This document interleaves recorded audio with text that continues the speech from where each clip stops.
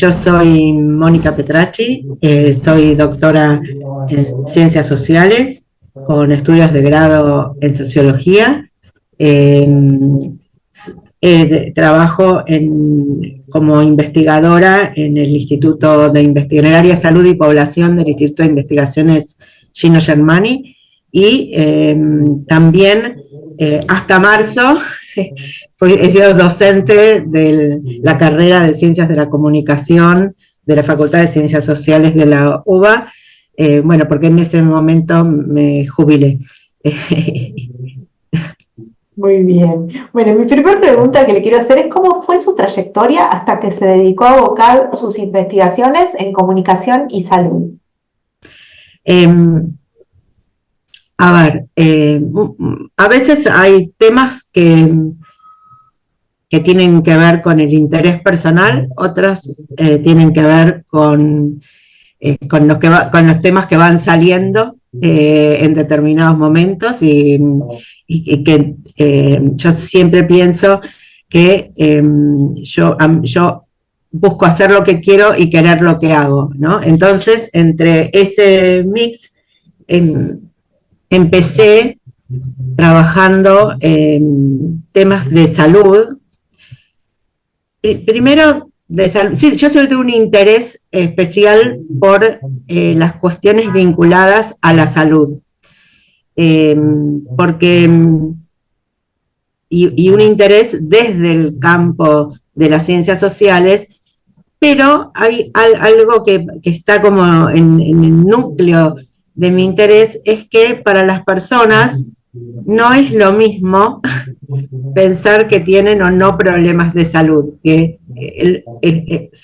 están paradas frente al mundo de manera diferente, sin entrar en la discusión si estamos sanos, si estamos enfermos, si aunque nos creemos sanos podemos llegar a estar enfermos, digo, sin estar en esa discusión, sino que hay un parteaguas ahí. Entonces, eso siempre, esa cuestión siempre me interesó como para profundizarla desde cuestiones comunicacionales, desde cuestiones discursivas y representacionales y desde cuestiones también como más estructurales referidas al sistema de salud. Empecé mi trabajo más,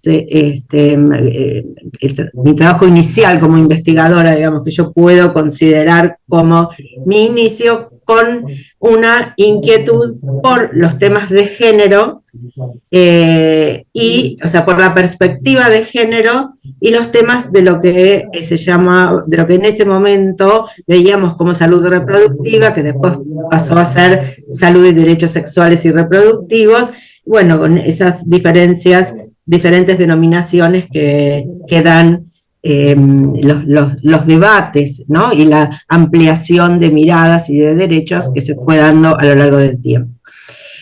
En esas, de esas investigaciones, el primer trabajo, que es un trabajo que hice con mis colegas en el Centro de Estudios de Estado y Sociedad, en el CEDES, esa investigación era acerca de las opiniones de los médicos, ginecólogos y obstetras sobre anticoncepción y aborto. De alguna manera, esa investigación, que las colegas que las quiero nombrar, Silvina Ramos, Mariana Romero, Dalia Zulik, Ana Domínguez Mon, en un primer momento, fue una base de un trabajo muy querido, de un trabajo que después me llevó a estudiar la política de salud y derechos sexuales y reproductivos durante bastante tiempo y algunos otros temas más puntuales vinculados a la investigación empírica. Aún así, digamos, no es que para mí sea muy distinto, es como si me hubiese cambiado de tema, no es la salud reproductiva, la salud y los derechos sexuales y reproductivos y lo comunicacional, ¿no? Cómo llego a la comunicación y salud. Porque también en el momento en el cual, en muchos años, ¿no? En ese largo momento en el cual yo me dediqué a estudiar temas vinculados a salud y derechos sexuales y reproductivos, yo tuve una inquietud comunicacional tanto a nivel de la comunicación más cara a cara, en una denominación más tradicional de la comunicación, como en lo que es la comunicación en el espacio público, ¿no? Por eso mi tesis, en mi tesis de doctorado, en la Facultad de Ciencias Sociales de la UBA, lo que yo voy a hacer es estudiar el espacio público, y de ese espacio público fundamentalmente qué dice la opinión pública y los estudios de opinión pública sobre sobre aborto, ¿no? Sobre interrupción voluntaria del embarazo. También hemos cambiado las denominaciones más salientes a lo largo del tiempo. Esta tesis era sobre qué dicen los estudios de opinión pública y los otros actores sociales del espacio público acerca de este tema. Después llegó un momento en el cual mis preguntas derivaron sin más al campo de la comunicación y la salud, y a la necesidad de fortalecer ese campo con investigaciones y estudiando un poco epistemológicamente qué era ese campo y cómo seguíamos. En eso, ese fue un poco el camino. Muy bien, bueno, ya hemos hablado de que usted ha escrito sobre salud reproductiva, mientras en los últimos años se ha dedicado al e-health. ¿Cómo elige cada tema a investigar? ¿Detecta una necesidad? También que me haya dedicado a e-health y salud o salud digital. Hoy por hoy me inclino más a hablar de salud digital que lo que fue uno de los segundo libros sobre comunicación y salud, en que utilizaba la denominación en inglés porque era como la más reconocida, la que más encontraba en la bibliografía. Esto ocurre a raíz de un interés especial dentro de lo que es la comunicación y salud, que es mi interés en la relación médico-paciente. Con el equipo de investigación en el Instituto Gino Germani hicimos una revisión bibliográfica narrativa, digamos. No, su objetivo no era extrapolar los resultados de la muestra, una muestra seleccionada en un conjunto de bases de búsqueda, y entre los años 1985 y 2015.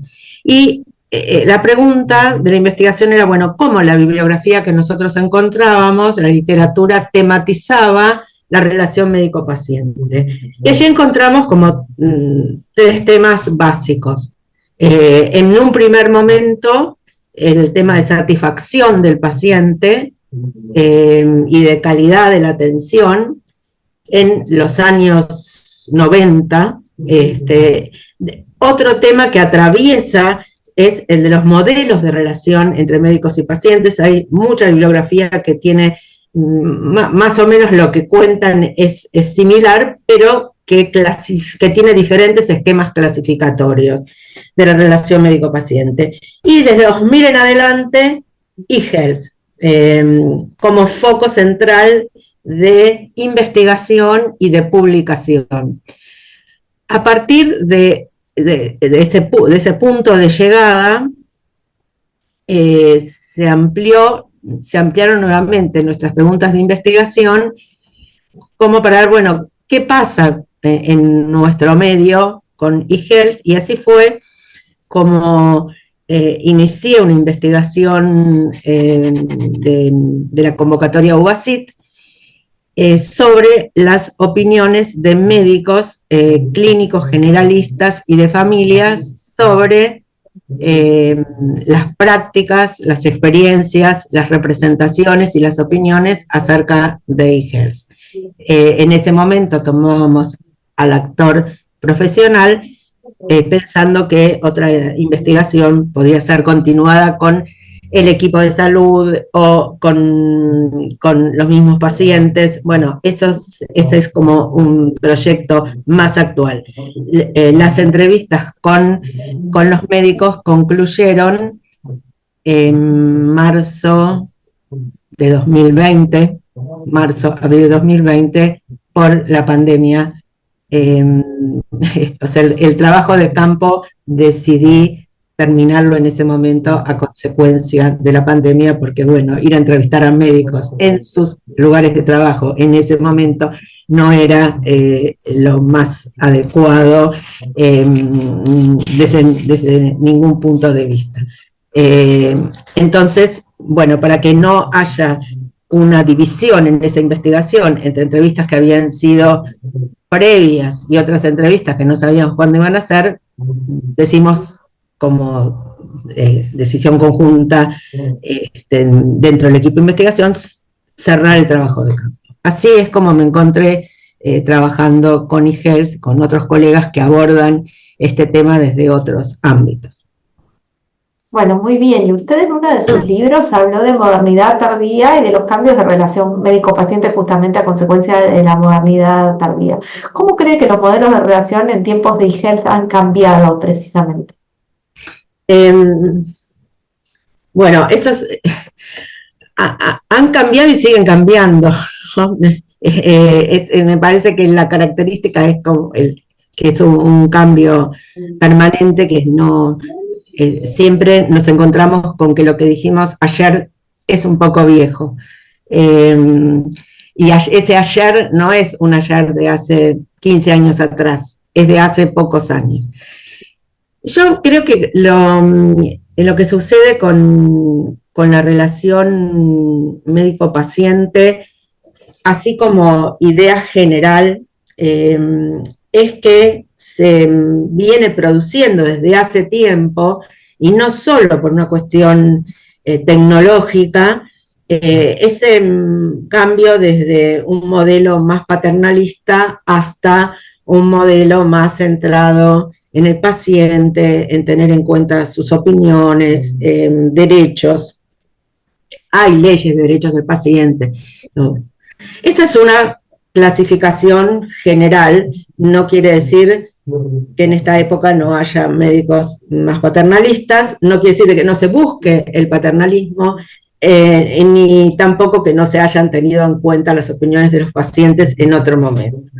Siempre me gusta hacer esas diferencias entre aquella clasificación que nos permite dar una imagen general, bueno, algo así como ver el promedio o ver la desviación estándar, ¿no? Y cómo hay matices dentro de esa relación, ¿no? Por eso digo que algunas de estas características que pueden ser como prototípicas no quiere decir que los cambios se produzcan en bloque, ¿no? Sino que los cambios se producen y manteniéndose algunos aspectos de épocas anteriores. ¿Cuáles son algunos de los cambios que yo noto en la relación, tanto con relación a los profesionales, a los y las profesionales, como con relación a los y las pacientes? Por un lado, hay una consideración sobre ciertos asuntos que pueden ser conversados, entre comillas, negociados, hablados con un paciente. Lo que yo no considero es que todo vaya a ser conversado. Hay algunas decisiones que tanto quien es paciente como espera que no tomarlas. Me parece que en eso es necesario como encontrar un punto, porque la relación está caracterizada por una diferencia de saberes y de lenguajes y todo. Es que hay una diferencia de saberes real, ¿no? No es que esa diferencia de saberes sea un resultado de un modelo y que con el otro esa diferencia no exista. Por eso digo que dentro de esa caracterización, de esa imagen, primera hay numerosos matices que tienen que ver también con las características de los pacientes, con las especialidades médicas, con los distintos subsistemas de salud y muchas otras variables que podríamos llegar a agregar. Algo que me parece que vinculado a eHealth está, o a la salud digital, digamos, está ahí como en el medio de la relación, es todo lo que tiene que ver con las consultas en Internet, ¿no? O sea, cuando alguien va a una consulta médica, va esa persona y también va mucho de lo que averiguó acerca de su dolencia, de sus inquietudes o de lo que fuere. Esto también abre otra perspectiva que por el momento me parece que no está del todo resuelta, porque no todas las personas consultan sitios cuya validez y la confiabilidad de lo que esté diciendo, de lo que se está informando, haya sido contrastada. Esta me parece como un paso muy importante. Aún así, es cierto que por un lado fomenta al paciente activo, ¿no? Fomenta que el paciente se interese y que busca. Eso no quiere decir que aquello que busca sea lo más adecuado. Ahora, esto es un material que está en la consulta, que podrá facilitarla, porque ya se sabe sobre un tema, o que puede llegar a perturbarla, porque a lo mejor esto implica que un profesional tenga que tomarse un tiempo como para desbrozar ese contenido. Yo creo que ahí hay una diferencia muy importante, y otra que tiene que ver con la tecnología y que cada vez supongo yo que vamos a estar más cerca, es la inteligencia artificial, ¿no? El que una persona pueda ir y comentar cuáles son sus síntomas o qué es lo que le está pasando, y que sea la inteligencia artificial la que diagnostique. Yo supongo que sobre esto, no los he leído yo, pero sé que hay estudios, ¿no? Como para contrastar, bueno, el diagnóstico que puede dar el médico o médica en persona y el que sale de la inteligencia artificial. Todo esto me parece que es inicial, que vamos a eso con todos los pros y los contras que la tecnología propia de la inteligencia artificial puede acarrear. Creo que alrededor de eso después están los problemas éticos, bueno, el manejo de la historia clínica electrónica, y un aspecto que no sé si hace o sea, que no es directo de la relación médico-paciente, pero que incide sobre ella, es la formación médica, ¿no? Que evidentemente la currícula de la formación va a tener cambios a lo largo de los próximos años, con las características que tienen los cambios en una currícula de grado, que no son tan sencillos ni tan institucionalmente, a lo mejor tan rápidos como lo que tiene que solucionar quien está dentro del sistema hospitalario y en la atención. Muy bien. Hemos hablado un poco de estos temas, pero le vuelvo a hacer la pregunta por si quiere agregar algo más. ¿Cuáles son los principales desafíos en materia de comunicar salud hoy? Hablamos de las cuestiones bioéticas, de los avances, manejo de datos, de otros aspectos. ¿Cuáles son, en su opinión, los principales desafíos de comunicar salud hoy? Son desafíos, yo creo que, bueno, esos desafíos varían en las distintas instancias comunicacionales, ¿no? Una es la comunicación más en lo que tradicionalmente se denomina la comunicación cara a cara. Esa comunicación que todavía existe y que sucede en el ámbito de un consultorio, con dos personas o tres si hay alguien de equipo familiar o de un núcleo familiar que acompaña. Ese es un tipo de comunicación.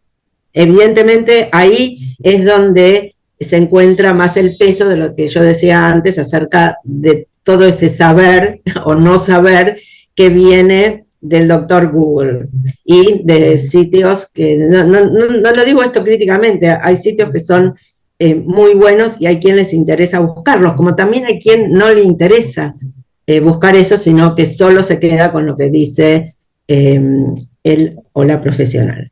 Ese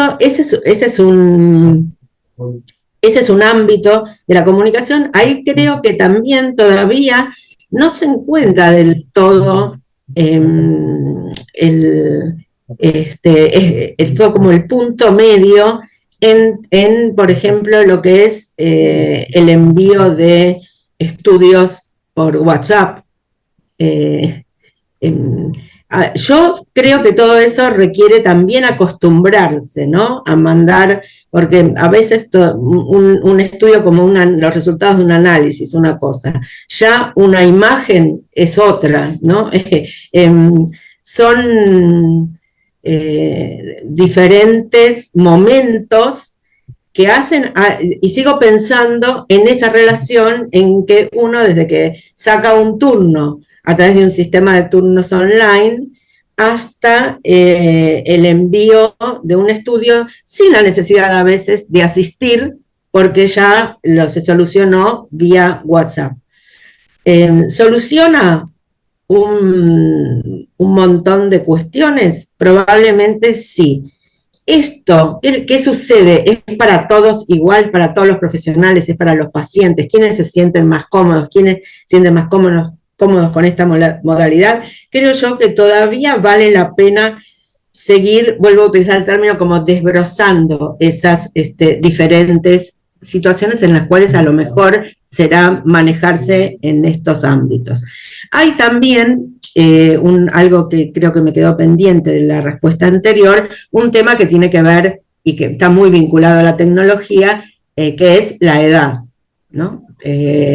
No quiero decir con esto que las personas jóvenes sepan todo sobre tecnología y que los más grandes no, pero más aún hay investigaciones que muestran que no necesariamente es así, pero hay un vínculo, ¿no? Con la pantalla, con todo, que no es el mismo entre alguien de esta generación que de generaciones anteriores. Y después está el tema comunicacional más hacia la población, ¿no? Por ejemplo, cómo hacer para comunicar la prevención del dengue o comunicar una epidemia o una pandemia. ¿Cuál es la mejor comunicación posible? Es una pregunta que se escucha o que se lee, a veces he leído así, y hay debates entre la comunicación de riesgo y la comunicación de crisis. Más allá de eso, que es un poco más es una cuestión como de perspectiva y también una cuestión un poco más técnica, pienso yo, primero que tiene que haber comunicación, porque a veces lo que sucede es que no la hay. Segundo, que esa comunicación tiene que ser evaluada, ¿no? ¿Qué pasa? Llega a las personas a las que tiene que llegar. Esa comunicación tiene que ser evaluada y reajustada. Me parece que esa es como la mejor respuesta a un momento en que lo comunicacional vía la tecnología tiene tanto peso en toda nuestra vida y en las cuales está aquello que tiene que ver con un ámbito de nuestra vida tan importante como es la salud. La comunicación sobre la pandemia, por ejemplo, me parece que y sobre las epidemias también también hay algo que tiene que ver con una sociedad hipermediatizada y tecnologizada y el riesgo, ¿no es cierto? ¿Qué sucede cuando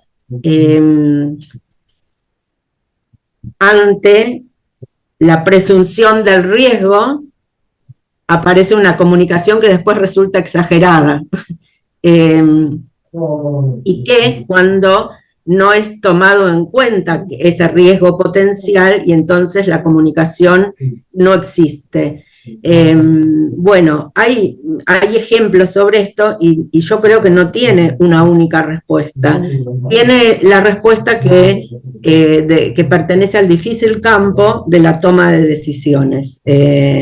Entonces, como en el campo de toma de decisiones, en políticas públicas, como sería en este caso, de la política comunicacional de la salud, esa comunicación y esa decisión no es única. Por eso mi énfasis en la necesidad de los estudios que la evalúan para ver qué es lo que es necesario corregir.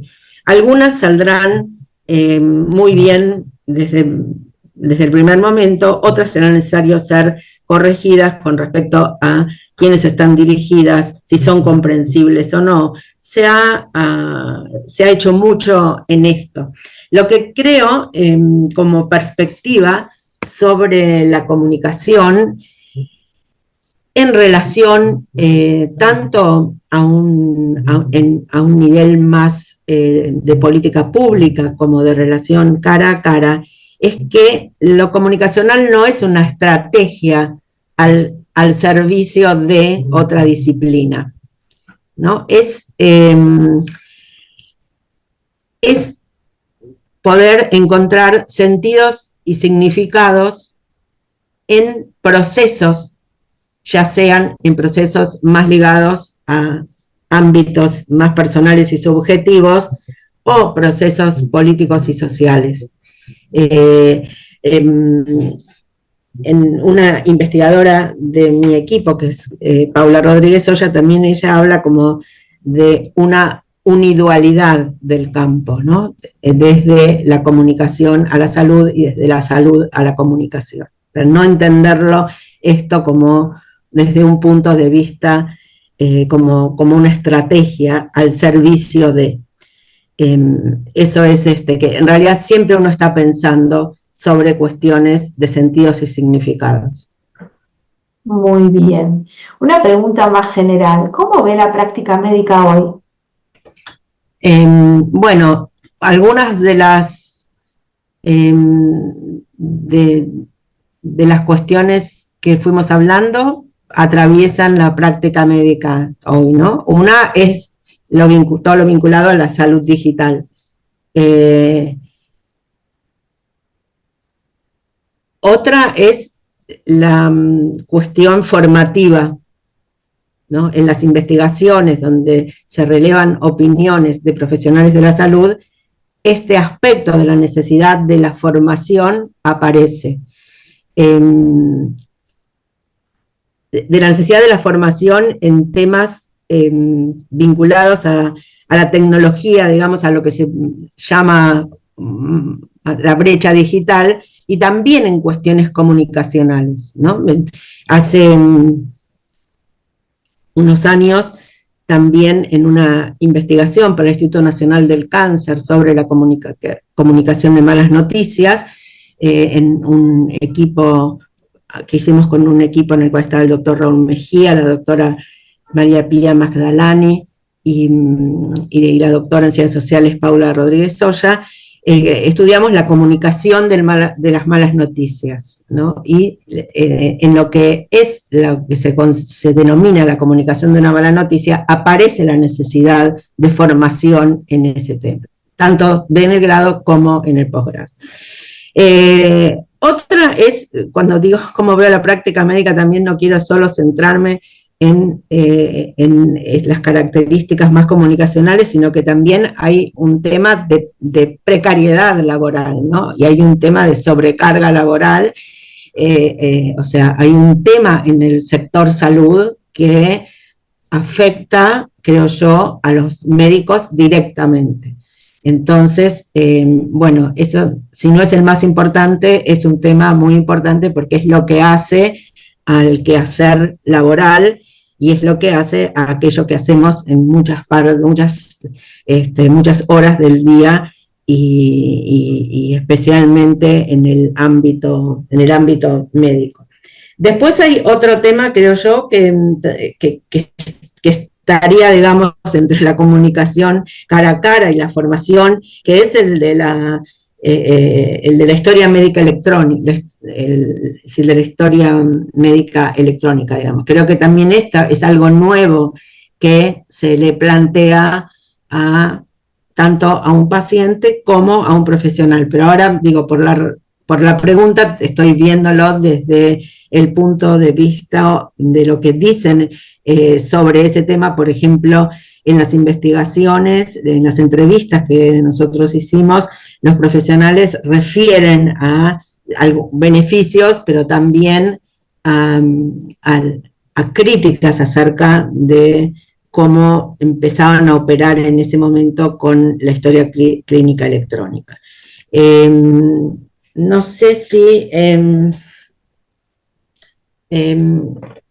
me queda algo pendiente de yo cómo veo la práctica médica. Bueno, la veo con esas características, teniendo que enfrentar los cambios tecnológicos de esta época, ¿no? De la época contemporánea, que en ese momento, cuando en 2017 escribimos ese libro, lo llamamos La modernidad tardía. Quizás hoy no sé si seguiríamos hablando de la modernidad tardía, y me parece que, bueno, que a lo que se enfrenta el sector médico como desafío, y muchos profesionales, es a la inteligencia artificial, ¿no?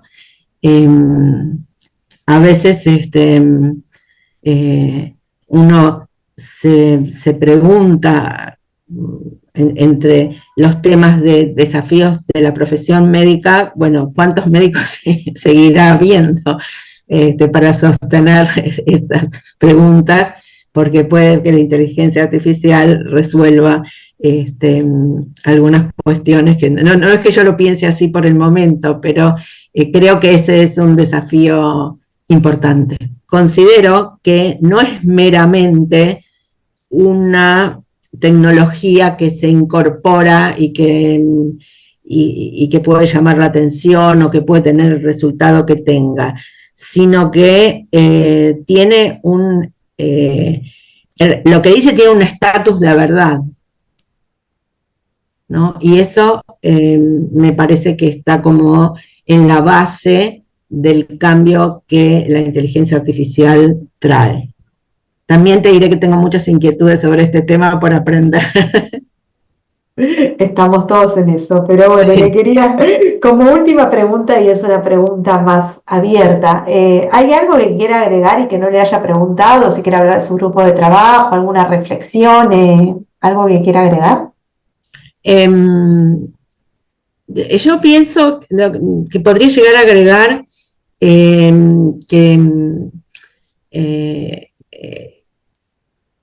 que se me pasó en el momento en el cual me presenté, es que, no para hablar de mí tanto, sino del campo, o sea que el campo comunicación y salud tiene un proceso, ha atravesado un proceso de consolidación en América Latina y en Europa, que existen revistas especializadas, instituciones que tienen grupos de trabajo vinculados al tema comunicación y salud. A veces nosotros nos preguntamos, bueno, cuáles son los diferentes ámbitos, ¿no? ¿Cuáles son los temas? Porque tanto la comunicación de una campaña como la comunicación médico-paciente, como dentro de una institución, como puede ser una institución hospitalaria, se producen fenómenos comunicacionales vinculados al campo de la salud, entre las instituciones que se dedican a esto en la región. Una de ellas es ALAI, que es la Asociación Latinoamericana de Investigadores de la Comunicación. Yo desde hace 6 años coordino ese equipo, que es un equipo de investigadores con mucho trabajo en sus universidades, que tienen libros y artículos académicos publicados, y también en el Instituto Gino Germani, en el grupo, en el equipo de investigación, trabajamos tratando de pensar en la consolidación del campo, ¿no? Esto es como lo que te quería comentar a propósito de, de todo lo que existe alrededor de este campo de conocimiento, entendiendo campo, ¿no?, como un campo profesional con sectores en pugna, más o menos más cercana al esquema bordesiano de lo que es el campo. Lo iba a decir en el momento de mi presentación y se me pasó, pero quiero más para hablar sobre el campo que para hablar de mi trabajo allí. Y que si alguien estuviese interesado en participar en esos grupos de trabajo y todo, son grupos abiertos que tienen una frecuencia mensual o bimensual de encuentros.